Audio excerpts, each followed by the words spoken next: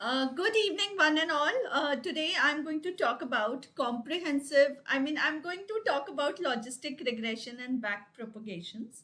So, this PPT, a small demo of mine, is a comprehensive guide to, give you the deep dive into the concepts, the implementations, and the application of the two topics which has been, written on the slide. So let me just begin now. So the overview of our project, or maybe a small video of, this small demo which I'm giving.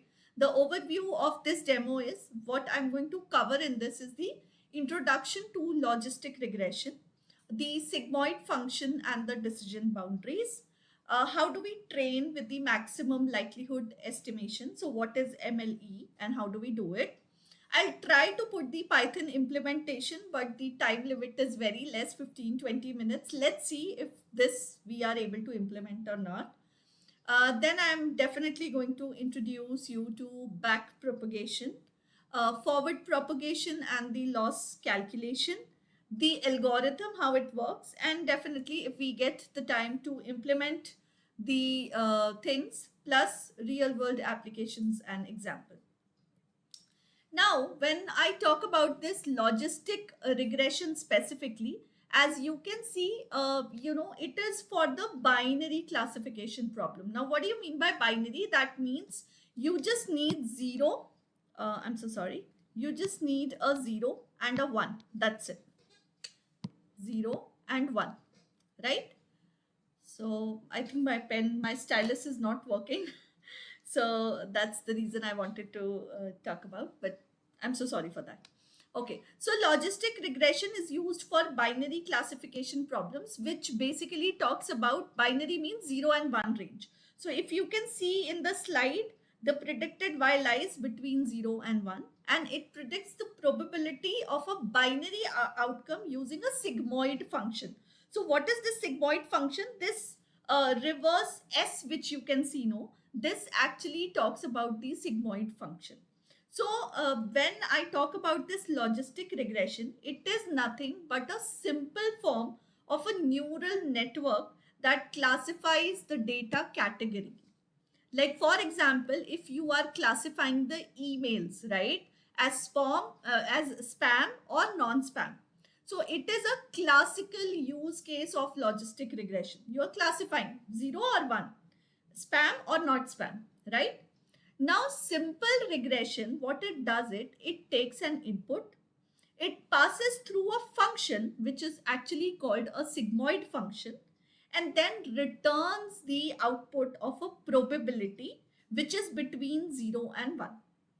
So basically this sigmoid function which you see, no, this reverse S which you see, it is responsible for classifying the inputs, right? And what is the formula for this is basically, I'll just show this formula as well. But before that, see, here is the formula. If you can see over here, it is 1 divided by 1 plus e to the power minus z, right? Now, what are these basically? As I told you, it represents the probabilities and creates a decision boundary. So what exactly is happening? See, it is taking different inputs. And this different inputs, like this equation which we have talked about, no? Which I'm talking about, no, this z equal to wx plus b, right? So this equation when I'm talking about, just a second. This equation w is equal to z is equal to w into x plus b, right? This is basically a very small equation of a neural network, or you can say a neuron. And these weights, this can be w1, w2, w3, right? And then these x can be x1, x2 and x3 plus b. And this is like a matrix multiplication, right? This is like a matrix multiplication which you can actually do. So basically what I'm trying to tell you, or what I'm trying to explain you over here is how this equation came. So we are trying to take the input x1, x2, weights w1, w2, and this is the bias. And when we get the details, this is how we get the outcome or the value of a sigmoid, right? Now, there are high chances that the classification is done by our sigmoid function is wrong, right? Or it is not done properly. And this is actually bad for the algorithm. So this mistake is basically known as this weights. W is what? These mistakes which I'm talking about, these W, these are the mistakes which are known as weight or loss. We also call them as loss, right? Now, by improving the correctness of the output, how do we achieve this? We achieve this using a gradient descent. So how do you evaluate the performance of the logistic regression is by using a minimal cost function. So what does the cost function does? The cost function quantifies the error between the predicted values and the expected values. So that means a logistic regression model must contain all these functions, and then we can code out our functions in Python, right? So that means what? The things are basically logistic regression is what it is, a neural network mindset, which simply means that we will be doing a forward and a backward propagation. So see, if you see over here, I have used this concept of gradient descent minimizes the loss function by updating the weights. So how are you updating the weights? By using the back propagation. You try to get the details, then again go back. You try to get the details and then, and how is the cost function calculated? Cross entropy and minus the details. So this is the formula which we are using for this particular segment.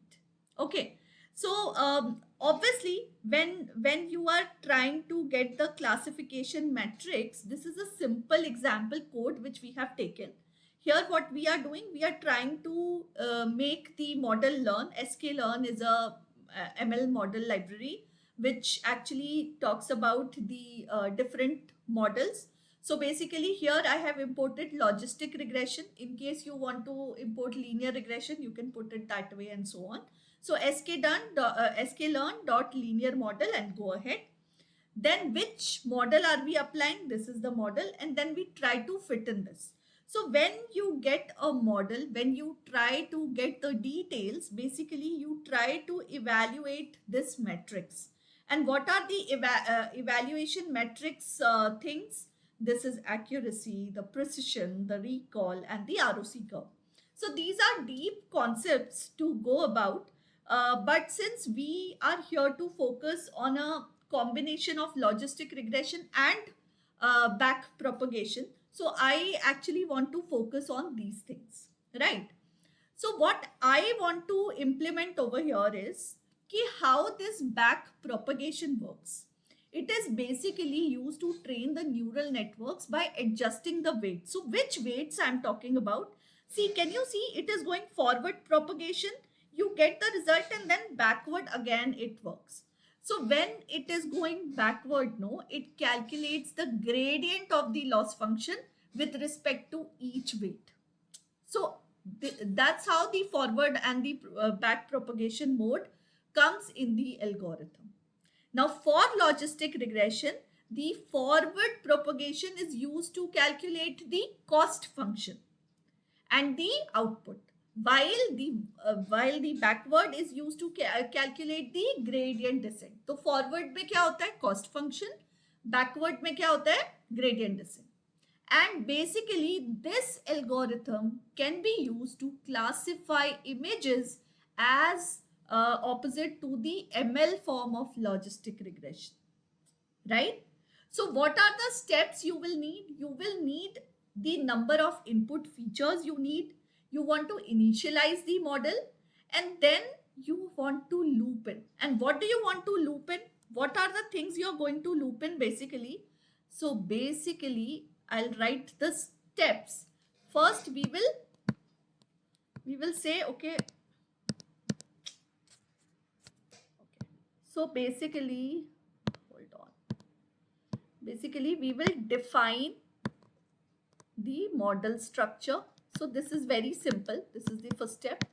The second step will be, you can initialize the model's parameters. Third is the loop. Now, how does this loop works? You have to calculate the current loss. Current loss means forward propagation.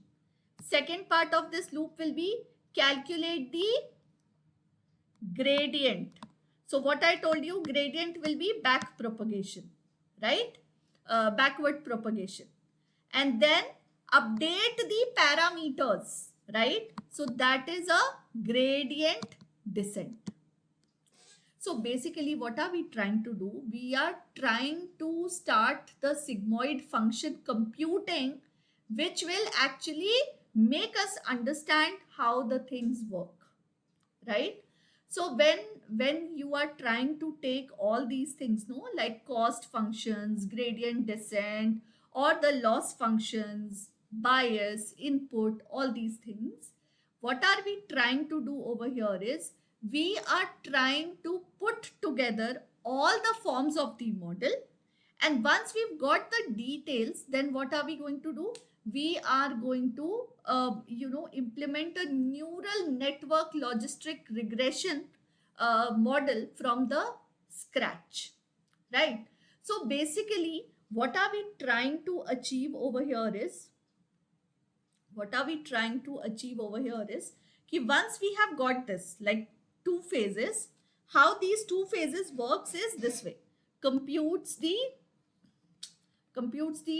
prediction based on the weights and activation function. So what is the activation functions over here is, we try to see this W1, W2, these weights. Then we go to H1. Then again it goes to W5. Then again this backward line is for the back propagation. And this is how the things are working. Now if you see the loss calculations, it measures the error using a loss function, and this is actually called a cross entropy, right? And when you are trying to do the same thing again and again, can you see from I1 to H1, then H1 to O1, see, and again this bias, how are we taking below, right? So weights are going forward, then bias is going backward, and then again it updates. So basically what is happening over here, there is a chain rule which we are applying here, right? So there's a chain rule which we apply to calculate what? To calculate the gradients and update the weights. And what is the way to update the weights? This is a new weight, and how do we calculate the old weight? And old weight, we are using a differentiation formula. So there's a lot of calculations and things in this, which actually require a lot of time, and the time given is very limited. So that's why I'm just condensing it or making it as simple as it can be. And then obviously the Python implementation for it. So we will be using the TensorFlow library for this, using the Keras model. Plus, can you see here, optimizer is Adams optimizer. Now there is a great theory which we can cover it up about Adams optimizer and why do we use it and all. So once we start on the classes and all, I'm going to explain you all these things in detail. So this is a simple implementation of the back propagation. That's why I've written this code. But once we get the time, we'll try to figure out all the things in details. Plus, I would also like to take you to the real world applications and examples. So logistic regressions are basically the disease diagnosis or the customer churn predictions, and back propagations will be NLP, image classifications and all. So that digit recognition, monistic, uh, algorithm, I mean monistic data set, if you have seen like 1 2 3, you do it and then it tries to classify, Or maybe for the image classification, you can put a dog and a cat, like using the different features, giving it different pictures, and then it used to identify. So actually that code, to implement that code, you really need a lot of time and the data set to go ahead. So this was just a small intro, or the topics are covered in a very fast, and the basics I've tried to cover. So that's it. And plus some question and answers. So obviously, why is propagation essential in training neural network?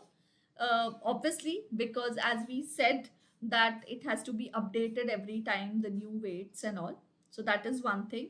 Explain the chain rule as it applies. So as I told you, when you keep on trying, these neural networks, I mean, this data is, in the form of a matrix, the picture, and we try to, break it down. Like here, can you see this yellow lines, and then we are trying to put it into blue, and then again blue. So all this is happening. How do you get the image classified? Is This is the process. And these layers which you see, these are the hidden layers. This is a full concept of deep learning. So one thing is that. Plus a purpose of sigmoid function in logistic regression, so obviously to classify the images and all. And which metrics would you use to evaluate the model in an imbalanced data set? So yes, we have just now done few evaluation metrics also, so you can use those. And I think this finishes my slide. I hope you've liked my session. Thank you so much. That's all from my side. Bye bye.